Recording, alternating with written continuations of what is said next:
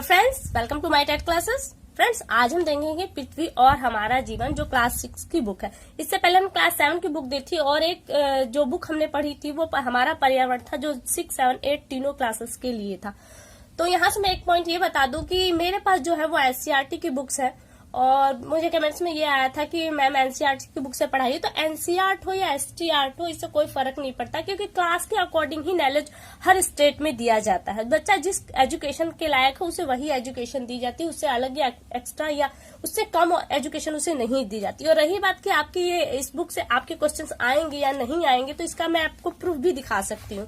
देखिए, आपका ये सीटेट की बुकलेट है मेरे पास, जो 18 में भी एग्जाम हुआ है और ये आपका सेकंड पेपर है। देखिए, यहाँ से एक जो हमारा सामाजिक विज्ञान का पोर्शन है, यहाँ से एक प्रश्न आया था कि स्थल का एक सकरा भाग जो दो बड़े स्थलीय भागों को एक दूसरे से जोड़ता है, उसे क्या कहते हैं।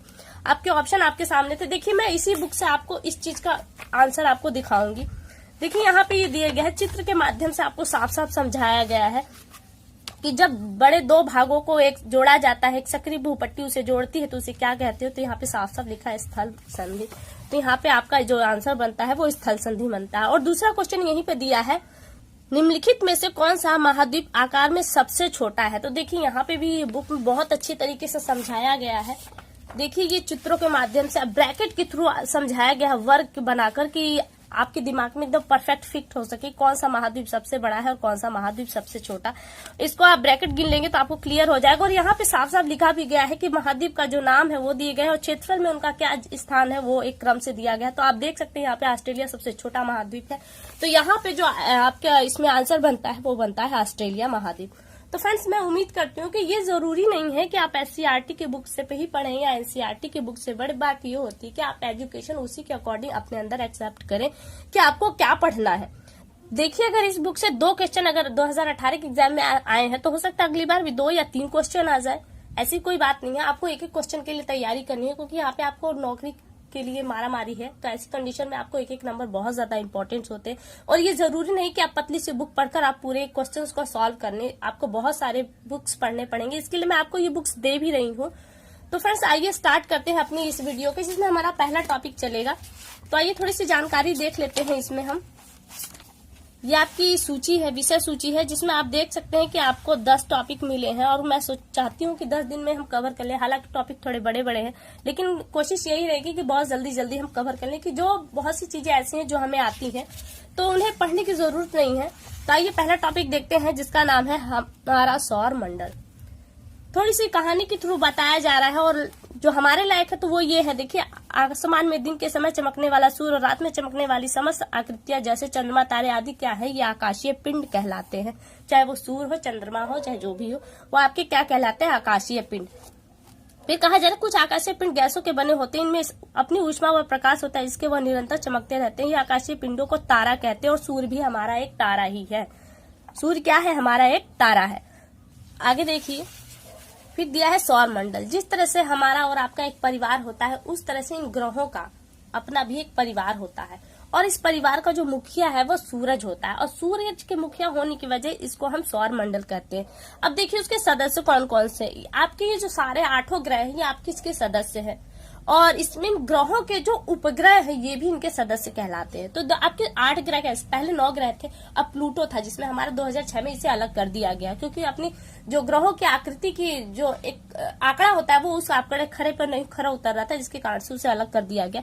तो आपके जो ग्रह है वो एक क्रम से है। देखिए, तो पहला आपका बुध यानी मरकरी, दूसरा है शुक्र यानी कि वीनस, पृथ्वी यानी कि अर्थ, मंगल यानी कि Mars, Brihaspati, Jupiter, Shani, Saturn, और अरुण यूरेनस तथा वरुण नेपच्यून। इसकी स्थिति सौरमंडल में आगे चित्र में है, उसमें आपको दिखाई गई है। तो ये आपके 8 ग्रह है। कैसे देखेंगे, बुध, शुक्र, पृथ्वी, मंगल, बृहस्पति, शनि, अरुण और वरुण, ये आपके 8 ग्रह है। तो देखिए, यहाँ पे ग्रह फिर बताया, ग्रह अर्थात प्लैनेट। प्लैनेट क्या है, ग्रह को अंग्रेजी भाषा में प्लैनेट कहते हैं, जो अंग्रेजी भाषा के प्लैंटिना शब्द से बना है, जिसका अर्थ होता है परिभ्रमण अर्थात चारों ओर घूमने वाला।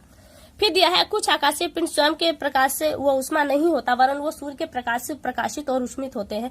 तो ये कहा, ये प्रकाशित होता था, तथा वे अपने अक्ष पर, एक्सिस पर घूमते हुए अपने तारे की परिक्रमा करते हैं, इन्हें ग्रह कहते हैं। जैसे हमारी पृथ्वी में स्वयं का प्रकाश नहीं हुआ, सूर्य के प्रकाश से प्रकाशित पृथ्वी एक ग्रह है जो सूर्य का चक्कर लगाती है। इसी तरह से हमारे और भी ग्रह है। अब देखिए नीचे दिया है उपग्रह। उपग्रह क्या है? जो इन ग्रहों का चक्कर लगाते हैं उन्हें उपग्रह कहते हैं। हमारी पृथ्वी एक ग्रह है और हमारी पृथ्वी का चक्कर जो लगाता है वो चंद्रमा है। तो चंद्रमा क्या है? चंद्रमा हमारा उपग्रह है। और ये उपग्रह किसी किसी ग्रह के एक भी उपग्रह नहीं है और किसी किसी ग्रह के 20-20 उपग्रह है। तो आइए आगे देखते हैं क्षुद्र ग्रह क्या है।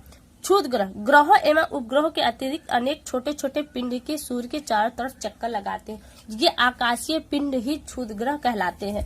दिया है कि मंगल और बृहस्पति जो ग्रह है, इन दोनों ग्रहों के बीच में क्षुद्र ग्रहों की एक पट्टी है जो सूर्य की परिक्रमा करते हैं। आगे देखिए, आगे दिया है उल्का पिंड। उल्का पिंड क्या है? सूर्य के चारों तरफ चक्कर लगाने वाले पत्थर के छोटे छोटे टुकड़े जो उल्का पिंड कहते हैं। ये कभी कभी पृथ्वी के इतने निकट आ जाते हैं कि उसके वायुमंडल में आने के कारण उनपे इतना घर्षण होता है कि वो जलने लगते हैं और इस जलने की वजह से एक प्रकाश उत्पन्न होता है जिसे हम टूटे हुए तारे की उपाधि देते हैं। हम कभी कभी देखते हैं ना कि कोई टूटता हुआ चीज नीचे तारे की तरह गिर रहा है तो हम कहते हैं वो टूटता तारा, तो उसे ही हम उल्का पिंड कहते हैं। यह आपके 9 ग्रहों का चित्र दिया गया है। आगे दिया है सूर्य। सूर्य के बारे में थोड़ी सी जानकारी देख लीजिए। सूर्य हमारे सौरमंडल का तारा है। ये सौरमंडल के केंद्र में स्थित है और सभी ग्रह उपग्रह व क्षुद्र निरंतर इसके चक्कर लगाते हैं। सूर्य क्या है? सूर्य के अंदर जो हाइड्रोजन और हीलियम गैस की पाया जाता है। तो ये गैस बहुत गर्म गैसों से बना है जो लगातार जलती रहती है और आपके विखंडन के कारण ये प्रकाश हमेशा देता रहता है और गर्मी देती रहती है। और सूर्य हमारी पृथ्वी से कितनी दूरी पे है? तो लगभग 15 करोड़ किलोमीटर दूर है हमारा सूर्य हमसे। तो इस कारण इसका प्रकाश लगभग जो प्रकाश सूर्य का प्रकाश हमें पृथ्वी पर आता है उसको पृथ्वी पर आने में 8.3 मिनट का समय लगता है। और जानते हैं प्रकाश की चाल क्या है? 3 लाख किलोमीटर प्रति सेकंड, यानी कि 1 सेकंड में सूर्य कितनी दूरी का प्रकाश कितनी दूरी तय करता है? तो 3 लाख किलोमीटर की दूरी तय करता है।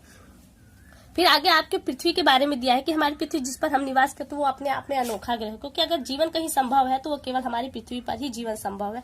अन्यथा इतने ग्रह है, 8 ग्रह है, इन पे और कहीं जीवन संभव नहीं है। और इसे इसकी खासियत के कारण कुछ नाम दिए गए हैं। इसे हरित ग्रह या ग्रीन प्लेनेट भी कहते हैं क्योंकि यहाँ पे पेड़ पौधे, यहाँ पे जीवन संभव। और पृथ्वी का 1/3 भाग जल से घिरा होने के कारण जब इसे अंतरिक्ष से देखते हैं तो ये कुछ इस तरह से यानी कि नीला दिखाई देता है, जिसके कारण इसे ब्लू प्लैनेट या नीला ग्रह भी कहते हैं। अब देखिए आगे दिया है चंद्रमा। दिया है कि चंद्रमा पृथ्वी का अकेला उपग्रह है। चंद्रमा यानी कि हमारी पृथ्वी का मात्र एक उपग्रह है, उसका नाम है चंद्रमा। चंद्रमा पृथ्वी की परिक्रमा करते हुए सूर्य की परिक्रमा पूरी करता है। इसकी पृथ्वी से दूरी जो लगभग है वो 4 किलोमीटर दूर है, यानी कि चंद्रमा हमसे कितनी किलोमीटर दूर है? 4 किलोमीटर दूर है। प्रश्न दूरी पर भी आ सकता है, खासतौर से कब? सूर्य पृथ्वी और चंद्रमा के बीच की, केवल ये 2 और इससे ज्यादा नहीं। और जो चांद हमारी पृथ्वी का चक्कर लगाता है वो 27 दिन 7 घंटे और 43 मिनट का होता है, जबकि हम जो हमारा हिंदी में माह गिनती होती है वो 28 दिन के अकॉर्डिंग होती है। यही कारण होता है कि जब इनमें घंटे का समय बचता है वो अधिमास के रूप में हर दूसरे साल जुड़ जाता है हिंदी मास में। फिर आगे एक तालिका दी गई है, बहुत अच्छी तालिका है, खासतौर से जो टीटी की तैयारी कर रहे हैं, सीटेट की तैयारी कर रहे हैं उन लोग के लिए तो बहुत ही अच्छी तालिका है। ये हमारे ग्रहों का क्रम दिया है, एकदम सही क्रम है। बुध, शुक्र, पृथ्वी, मंगल, बृहस्पति, शनि, अरुण और वरुण। फिर दिया है कि ये कितने, इन ग्रहों का रंग क्या है? तो इन ग्रहों के रंग से हमें कोई मतलब नहीं, क्योंकि अगर कुछ पूछा जाता है तो केवल वो पृथ्वी के लिए पूछा जाता है और मंगल के लिए और शुक्र के लिए भी नहीं, केवल मंगल के लिए, क्यों लाल ग्रह क्यों है। और दूसरा है कि सूर्य से इसकी दूरी क्या है? तो सूर्य की दूरी के रूप में हम देखा जाए तो केवल पृथ्वी के लिए ही ये दूरी पूछता है और किसी के लिए नहीं। फिर कितने दिनों में ये सूर्य का चक्कर लगाते हैं, अपने अक्ष पे कितना वक्त लेते हैं घूमने में, तो ये दिया गया है। और दूसरा है सूर्य की परिक्रमा का समय, यानी कि सूर्य की जो परिक्रमा करते हैं उस परिक्रमा करने में उनको कितना वक्त लगा है वो दिया गया है। जहां पे आपका केवल जो इम्पोर्टेंट बनता है कोई पृथ्वी से ही जुड़ा हुआ हर एक पॉइंट आपका इम्पोर्टेंट बनता है। और ग्रहों का व्यास दिया गया, ये तो कभी एग्जाम में पूछा ही नहीं जाता, क्योंकि सीटेट का लेवल इतना नहीं है कि आपसे ये 2 चीजें पूछे। उपग्रह की संख्या है तो पृथ्वी के उपग्रह की संख्या केवल 1 है। यहाँ से इस पॉइंट से आपका प्रश्न बनता है, वो ये बनता है कि कौन से ग्रहों के एक भी उपग्रह नहीं है। तो आप देख सकते हैं कि बुध और शुक्र के एक भी उपग्रह नहीं, और सबसे ज्यादा उपग्रह जो किसके हैं वो 20 है, वो किसके हैं? शनि के हैं, यानी कि 20 उपग्रह। केवल यही क्वेश्चन यहाँ से बनता है। आइए आगे देखते हैं। आगे दिया महत्वपूर्ण तथ्य, ये येलो बॉक्स में है कि बृहस्पति, शनि तथा अरुण के चारों ओर छल्ले वलय है। ये छल्ले विभिन्न प्रकार पदार्थों के असंख्य छोटे छोटे पिंडों से बनी पट्टियां हैं। पृथ्वी से इन छल्लों को शक्तिशाली दूरबीन की सहायता से देखा जाता है। जैसे उंगली में हम रिंग पहनते हैं, उसी तरह से एक बृहस्पति और शनि के चारों तरफ रिंग है। इन्हें कहा है बहुत सारे छोटे छोटे असंख्य पिंडों से ये बना है और इसे हम पृथ्वी से ही, अगर हमारे पास शक्तिशाली दूरबीन हो तो हम देख सकते हैं। पृथ्वी के रंगों के अनुसार ये सब चीजें आपके लिए नहीं है, जो आपके लिए इम्पोर्टेंट होगा केवल हम वही देंगे। बच्चों के लिए बताया जा रहा है, तो यहाँ एक चीज हमारे लिए, यहाँ पे देखिए एक पॉइंट बनता है। ये कभी कभी एक दूसरे के मार्ग पर नहीं टकराते, क्यों नहीं टकराते? तो यहाँ पे देखिए, आकाशीय पिंडों का अपने अक्ष पर घूमना परिभ्रमण कहलाता है। परिभ्रमण यानी कि अपने अक्ष पर जो घूमते हुआ परिभ्रमण। और ग्रहों का सूर्य यानी कि तारे के चारों ओर घूमना परिक्रमण। कैसे समझेंगे हम इस पॉइंट को, कैसे समझेंगे? यहाँ से प्रश्न के लिए आपका बहुत ही इंपॉर्टेंट पॉइंट है। देखिए परिक्रमण, परिक्रमा, हम किसी मंदिर में जाते हैं या कहीं पूजा करते हैं तो हम उसकी परिक्रमा करते हैं। तो परिक्रमा का मतलब होता है ये मंदिर है और इस मंदिर के हम चारों ओर घूमते हैं, परिक्रमा करते हैं। तो यही चीज हमारे ग्रह भी करते हैं। जब इस सूर्य के चारों ओर घूमा जाए, पृथ्वी जब इस सूर्य के चारों ओर घूमती है तो ये घूमने की जो प्रक्रिया है वो परिक्रमण कहलाती है। और परिभ्रमण होता है, जैसे लट्टू का अपनी कीली पर नाचना, क्या होता है? परिभ्रमण, यानी कि अपने अक्ष पर ही रहकर घूमना परिभ्रमण कहलाता है। जबकि अपनी कक्षा में, कक्षा अर्थात ये आप देख रहे हैं ये कक्षा है, इस कक्षा में चलना क्या कहलाता है? परिभ्रमण कहलाता है। ठीक है, आगे चलते हैं। देखिए यहाँ पे एक चित्र दिया गया है, इसमें कोई खास चीजें नहीं है। यहाँ पे इस चित्र के माध्यम से इसे समझते हैं, बहुत अच्छा होगा। देखिए हमारा सौर मंडल है, पूरे यूनिवर्स की बात हो रही है। ये हमारा सौर मंडल, और हमारे सौर मंडल कई सारे, जब सौर मंडल मिलाया जाता है तो एक मंदाकिनी बनती है, और मंदाकिनी अर्थात गैलेक्सी। और हम किस गैलेक्सी के सदस्य हैं, यानी कि हमारा सौर मंडल किस गैलेक्सी का सदस्य है? तो वो आकाश गंगा का, इंग्लिश में इसे मिल्की वे कहते हैं। हम किस गैलेक्सी के सदस्य हैं? तो वो मिल्की वे की, यानी कि आकाश गंगा के सदस्य हैं हम। अब देखिए यहाँ कई सौर मंडल को मिलाकर हमारा एक गैलेक्सी तैयार होता है। जब कई गैलेक्सियां मिलती हैं तो पूरे यूनिवर्स यानी कि पूरे ब्रह्मांड का निर्माण होता है। सोचिए कि कितना बड़ा हमारा ब्रह्मांड है, जिसकी कल्पना भी हमारे दिमाग से परे की है। थोड़ी से पॉइंट यहाँ पे दिए गए। सबसे दूरी पर स्थित मंदाकिनी, मंदाकिनी की जो ये हमारी मंदाकिनी आकाश गंगा, देखो से चले प्रकाश को हमारी पृथ्वी तक पहुंचने में 1,000 करोड़ वर्ष लग जाएंगे। यानी कि इस छोर पे जो मंदाकिनी, यहाँ से अगर प्रकाश चलता है तो इस छोर पर आने पे उसे 1,000 करोड़ वर्ष लगेंगे। और सोचिए कितना वर्ष लग रहा है। तो हमारे जो प्रकाश की चाल है वो भी आपको पता है कि 3 लाख किलोमीटर प्रति सेकेंड है। सोचिए कि यहाँ से तक आने में कितने वर्ष लग रहे हैं। दूसरा पॉइंट यहाँ पे दिया, प्रकाश को आकाश गंगा के एक छोर से दूसरे छोर पर पहुंचने में 1 लाख वर्ष लगेंगे। यानी कि ये हमारी आकाश गंगा है, मिल्की वे। अगर यहाँ से प्रकाश चलता है, क्योंकि अब इसमें बहुत सारे सौर मंडल होंगे तो बहुत सारे सूर्य भी होंगे, यानी कि यहाँ के सूर्य से प्रकाश अगर चलता है तो यहाँ तक आने में उसे 1 वर्ष लग जाएगा। नीचे दिया है, प्रकाश 3 लाख किमी प्रति सेकंड की गति से चलता है, फिर भी सौर मंडल पार करने, यानी कि यहाँ से सौर मंडल पार करने में उसे 24 घंटे लगते हैं। यानी कि जो हमारा लास्ट ग्रह है, यहाँ पे प्रकाश आने में कितना समय लगता है? 24 घंटे बीत जाते हैं। सोचिए कितना, कल्पना कीजिए कि हमारा कितना। यहाँ से एक प्रश्न होता है कि हमारी आकाश गंगा यानी हमारी गैलेक्सी का क्या नाम है? तो हमारी गैलेक्सी का नाम मिल्की वे है। केवल यहीं से इतना प्रश्न होता है, ये आपके एजुकेशन के लिए है। आगे चलिए, आगे टॉपिक लगभग समाप्त है। कुछ पॉइंट्स दिए गए हैं, देख लेते हैं।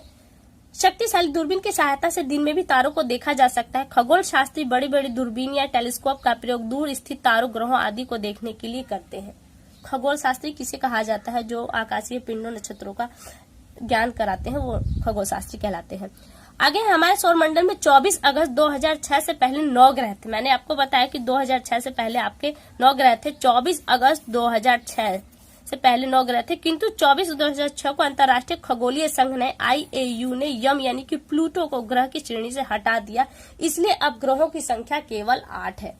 आगे शब्दावली दी गई है जो आपके लिए नहीं है, आप ये सब चीजें जानते हैं। तो यहाँ देखिए आपका ये बनता है, सही जोड़ा बनाना है आपको। सही जोड़े में देखिए क्या करना है। मंदाकिनी क्या है? मंदाकिनी, हमारी मंदाकिनी का क्या नाम है? तो हमारी मंदाकिनी का नाम आकाश गंगा है। तारा क्या है? तारा सूर्य एक तारा है। जीवन का अस्तित्व केवल पृथ्वी पर ही संभव है, अन्यथा कहीं नहीं। और दूरी का जो मापन है वो क्या है? सूर्य प्रकाश वर्ष है। ग्रह बृहस्पति आपका एक ग्रह है। आगे है सही उत्तर टिक लगाना है आपको। सूर्य के सबसे निकट ग्रह कौन सा है? तो सूर्य के सबसे निकट जो ग्रह है वो बुध है। तो आपका आंसर ये हो जाता है। अगला है क्षुत ग्रह पट्टी किन ग्रहों की कक्षाओं के बीच है? क्षुत ग्रह की जो पट्टी है वो मंगल और बृहस्पति के मध्य है। अगला है ध्रुव तारा किस दिशा का सूचक है या पहचान है? तो ध्रुव तारा सदा उत्तर दिशा की ओर सूचक करता है या पहचान है। अगला पॉइंट है तारे हमें छोटे छोटे दिखाई देते हैं, इसका क्या कारण है? तो इसका मात्र एक कारण है कि वो हमसे इतनी दूरी पर है कि वो हमें छोटे दिखाई देते हैं। अगला है सभी ग्रह सूर्य की परिक्रमा किस मार्ग पर करते हैं? तो सूर्य की जो परिक्रमा है वो गोलाकार होती है, बट वो गोलाकार डायरेक्ट न होकर क्या है, अंडानुकार है। तो अंडानुकार को हम कहते हैं दीर्घवृत्तानुसार। तो फ्रेंड्स उम्मीद करती हूँ आज का टॉपिक यहीं पे समाप्त हुआ। उम्मीद करती हूँ कि आपको ये वीडियो पसंद आई होगी। अगली वीडियो में आपसे बहुत जल्द मुलाकात होगी। तब तक के लिए नमस्कार।